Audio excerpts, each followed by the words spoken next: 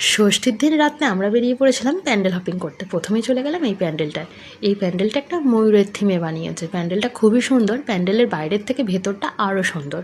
ভেতরে আরও অনেক ময়ূর ছিল, আর ঠাকুরটা তো ছিল খুবই সুন্দর। যেরকম সুন্দর দেখতে সেরকমই একটা স্নিগ্ধ ভাব। তারপরে আরও আমরা প্যান্ডেলে গিয়েছিলাম, তবে সব প্যান্ডেলের ভিডিও নেওয়া হয়নি, সেই জন্য ভিডিও শেষে আমি ছবিগুলো অ্যাড করে দেবো কিছু কিছু। এই ঠাকুরটা দেখার পরে আমরা চলে গেছিলাম আরও অন্য ঠাকুর দেখতে। এই ঠাকুরটার চোখ দুটো দেখেছো কত সুন্দর, দেখলেই মনটা ঠান্ডা হয়ে যায়। তারপরে ওখান থেকে বেরিয়ে আমরা চলে গেছিলাম এই রুপটপ রেস্টুরেন্টটায়। এইটা কোলাঘাটে।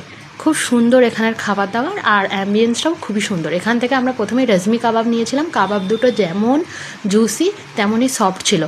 আর এর সাথে নিয়েছিলাম মশালা কুলচা আর চিকেন ভর্তা, ওটাও খুবই টেস্টি ছিল।